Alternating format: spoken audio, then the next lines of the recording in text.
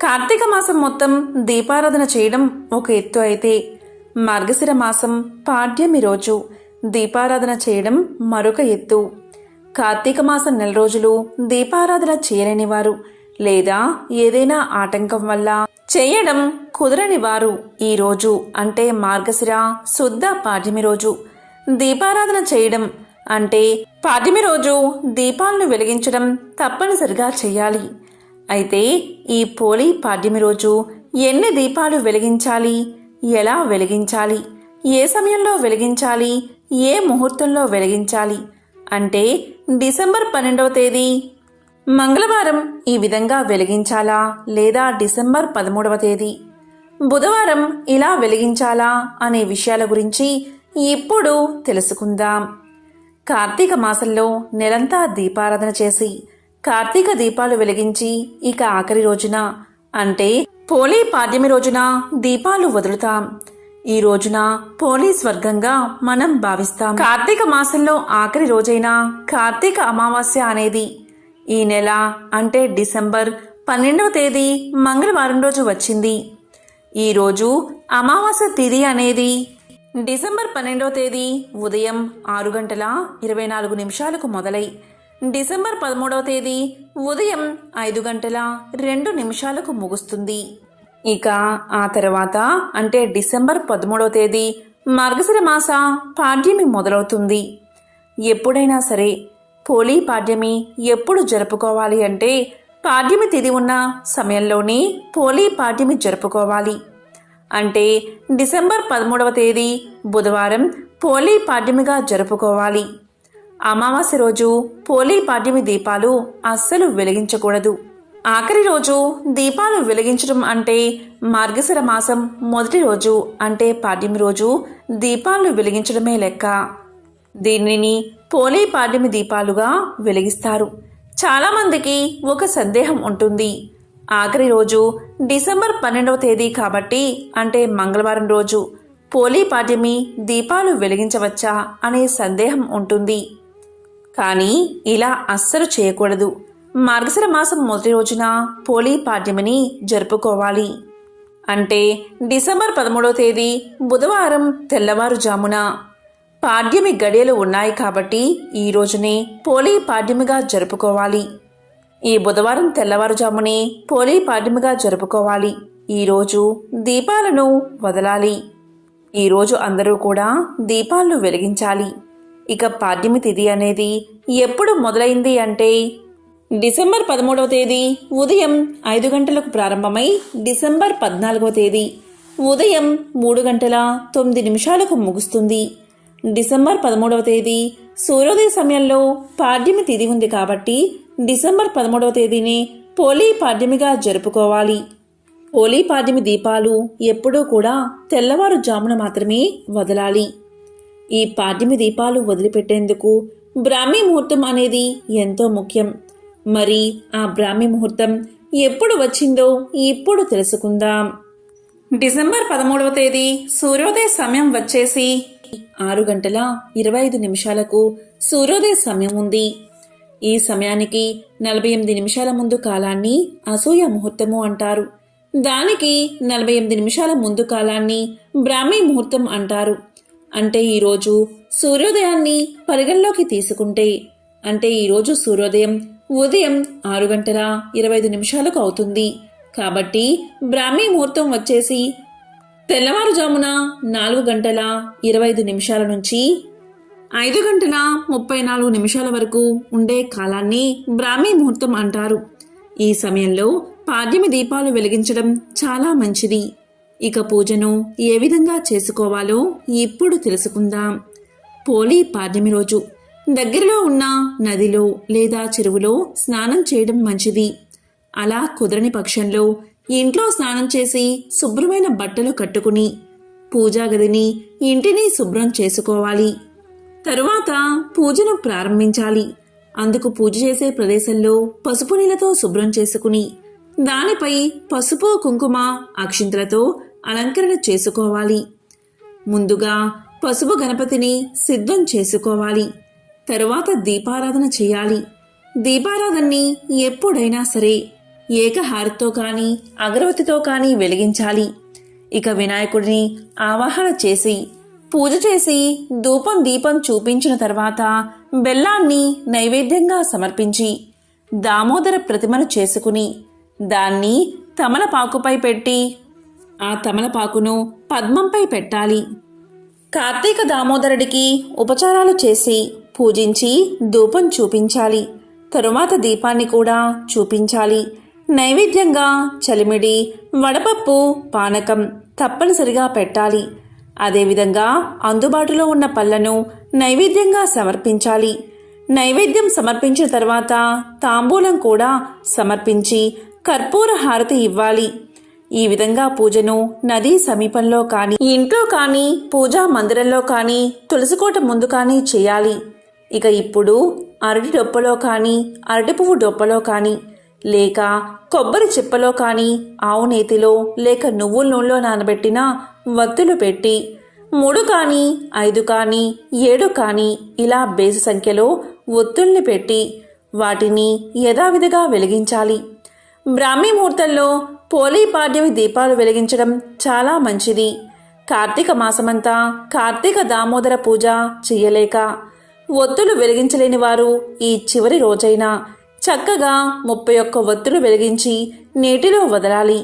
ఈ విధంగా చేయడం వల్ల నెలంతా పూజ చేసిన పుణ్యం, అదేవిధంగా దీపారాధన ఫలితం మీకు కలుగుతుంది. ప్రతిరోజు పూజ చేసుకుని దీపాలు వెలిగించిన వారు యథావిధిగా 3 కానీ 5 కానీ ఈ విధంగా బేసి సంఖ్యలో ఒత్తులు వెలిగించాలి. పిల్లల చేత కూడా ఒత్తులు వెలిగించి నీటిలో వదిలేలా చేయాలి. ఇక చివరి రోజు ఈ విధంగా దీపాలు వెలిగించి కార్తీక దామోదర, దయా దామోదర, మోక్ష దామోదర, కృతికా మహాలక్ష్మి అనుకుంటూ దీపాలకు పసుపు కుంకుమ అక్షింతలు పువ్వులతో పూజ చేసి ధూపం చూపించి నైవేద్యంగా కొంచెం చలివిడి, వడపప్పు కలిపి ప్రసాదాన్ని అరటి దుప్పలో పెట్టాలి.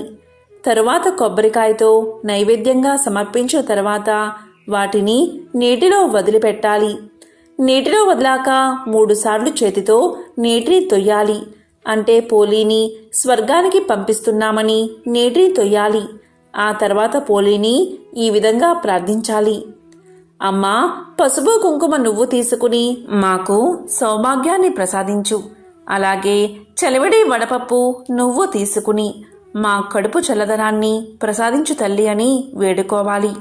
ఎవరైనా కార్తీక పౌర్ణమి రోజు 365 ఒత్తులు వెలిగించడం కుదరకపోతే ఈరోజు అంటే మార్గశిర పాడ్యమి పోలీ పాడ్యమి రోజు 365 ఒత్తుల దీపాన్ని వెలిగించవచ్చు.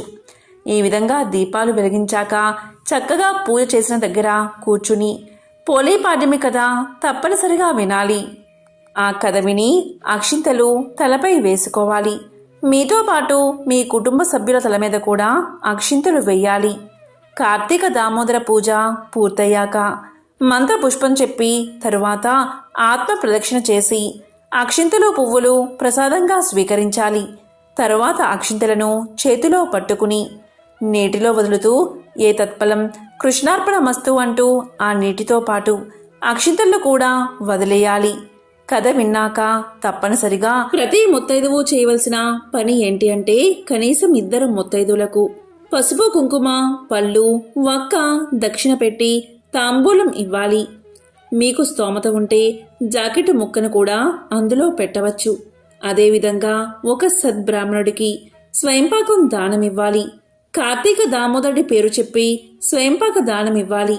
ఈ విధంగా పోలీ పాడ్యమి పూజను బ్రాహ్మీ ముహూర్తంలో ముగించుకుని నీటిలో దీపాలను వదిలి పోలీని స్వర్గానికి పంపాలి.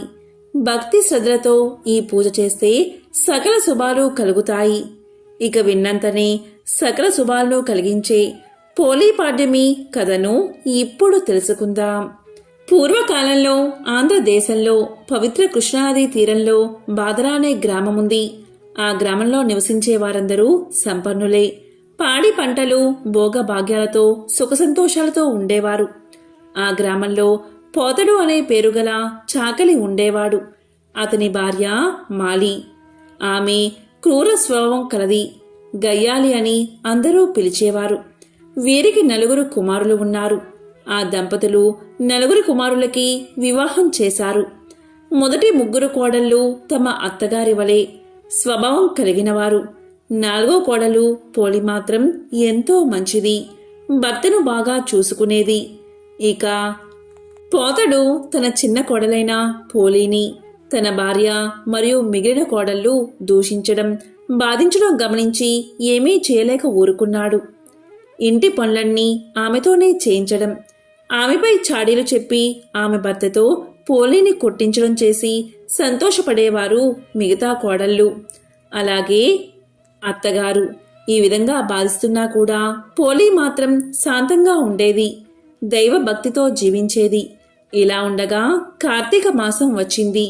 గ్రామంలోని వారందరూ కార్తీక మాస స్నానాలు చేయడానికి కృష్ణానదికి పోతున్నారు. నదిలో స్నానం చేసి తీరమున దీపాలను వెలిగిస్తూ పూజలు చేస్తున్నారు. ఊర్లో జనమంతా ఇలా వెళ్తుండే పోలి అత్త ఆమె 3 కోడళ్ళు పోలిని ఇంటి వద్ద ఉంచి నదీ స్నానానికి పోయారు. ఇంటి పనిని బాధ్యతను పోలికి అప్పగించారు. నదీ స్నానానికి పోయినప్పుడు భక్తితో చేయకుండా పోలి ఇంటి వద్ద పాలను తాగేస్తుందేమో, పెరుగు వెన్న తినేస్తుందేమో, లేదా వాటిని అమ్ముకుని సొమ్ము చేసుకుంటుందేమో అని మనసులో అనుకుంటూ పోలిని తిట్టుకుంటూ భక్తి లేక పేరుకు చేశాములే అనే భావనతో దాన్ని ఆచరిస్తున్నారు. ఈ విధంగా కార్తీక మాసం మొత్తం గడిపారు. ఇక చివరిగా ఉద్వాసనకు మార్గశిర శుద్ధ పాడ్యమి రోజు సందర్భంగా కృష్ణానది తీరానికి చేరారు. ఇక పోలి ఆ రోజు ఏమీ చేయలేక ఇంటి బాధ్యతలను ఇంటి పనులను చేస్తూ ఇంటిలో ఉన్న దైవంతో మనసులో ఇలా అనుకుంటుంది: జనార్దన, రక్షక, గోవింద, దీన బాంధవ, దీన బంధు, నేనేమి చేయగలను? నేను అసక్తురాలని. నా అత్త తోటికోడళ్ళు నన్ను విడిచి స్నానం దీపారాధన చేస్తున్నారు. వారిలాగా నాకు కూడా పుణ్యాన్ని సంపాదించాలని, భగవంతుణ్ణి పూజించాలని కోరిక ఉంది. పవిత్ర నదీ స్నానం నేను చెయ్యలేదు. దీపారాధన, దైవారాధన, పురాణ శ్రవణం వినలేదు. నా గతి ఏమవుతుందో అని బాధపడింది. ఇక భగవంతుణ్ణి మనసులోనే ధ్యానించుకుంటూ హోలీ ఇంటిలో కుండలో ఉన్న నీటితో స్నానం చేసింది. చిరిగిన వస్త్రం ధరించిన ఆమె తన చీర కొంగు అంచును చింపి ఒత్తిగా చేసింది. దాన్ని ఒక పాత్రలో ఉంచి కొద్దిపాటి వెన్నను తీసి ఆ పాత్రలో ఉంచి స్వామి పుండరీకాక్ష గోవింద అని దీపాన్ని వెలిగించి, గోవిందా, నేను ఆసక్తురాలని, నాపై అనుగ్రహాన్ని చూపించు తండ్రి అని ప్రార్థించింది. నిస్వార్థమైన భక్తితో వెలిగించిన దీపపు కాంతి వైకుంఠంలో ఉన్న శ్రీ మహావిష్ణువును తాకింది. అది గమనించిన శ్రీ మహావిష్ణువు ద్వారపాలకుడైన సుశీలుణ్ణి పిలిచి, ద్వారపాలక సుశీల, నా మహాభక్తురాలైన పోలిని వెంటనే సజీవంగా బంగారు విమానం ఎక్కించి తీసుకురా అని ఆజ్ఞాపించాడు. ఇక సుశీలుడు బంగారు విమానంతో వచ్చి, ఓ సాధ్వి, మంచి నడవడిక గల ఉత్తమురాలా, నిన్ను వెంటనే వైకుంఠానికి తీసుకురమ్మని శ్రీ మహావిష్ణువు పంపారు. నీవు వెంటనే ఈ విమానం ఎక్కువని ఆమెను బంగారు విమానం ఎక్కించాడు. ఇక అప్పుడే వ్రతానికి ఉద్వాసన పలికి పోలి అత్త మిగిలిన తోటికోడళ్ళు ఇంటికి వచ్చారు. జరిగిందంతా వారు చూస్తూ ఆశ్చర్యపోయారు. వైకుంఠానికి మేము కూడా వస్తామని అత్త పోలి పాదాలు పట్టుకుంది. ఇలా 3 తోటికోడళ్ళు వరుసగా ఒకరి పాదాలు మరొకరు పట్టుకున్నారు. ఇక బంగారు విమానం నడిపే సుశీలుడు వాళ్ళని చూసి వాళ్ళు పోలిని పెట్టిన బాధలను గుర్తుకు తెచ్చుకున్నాడు. వాళ్లతో ఇలా పలికాడు: మీరు పోలిని అనేక విధాలుగా బాధించారు. మీరు దుష్టులు. మీరు మనసు లగ్నం చేయక పోలిని తిడుతూ నదీ స్నానం, దీపారాధన, పూజ, పురాణ శ్రవణం చేశారు. అలా మనసు లగ్నం చేయని పూజ వృద్ధం కాబట్టి మీరు వైకుంఠానికి రావాల్సిన వారు కాదు. మీకు కుంభీపాక రౌరవాది నరకాలే తగినవి అని చేతిలో ఉన్న కత్తితో అత్త చేతులు నరికాడు. అప్పుడు 3 కోడళ్ళు అత్త నేల మీద పడ్డారు. ఇక సుశీలుడు మిక్కిలి ఆనందంతో పోలిని వైకుంఠానికి తీసుకుపోయాడు. ఇదే పోలి స్వర్గం కదా. ఎంతో పవిత్రమైన ఈ కథను విన్నా, చదివినా, చెప్పినా, వినిపించినా వారి జన్మ ధన్యమవుతుంది. జన్మల పాపాలు తొలగి కోటి జన్మల మహాపుణ్యం వస్తుంది. ఓం నమః శివాయ. ఓం నమో నారాయణాయ.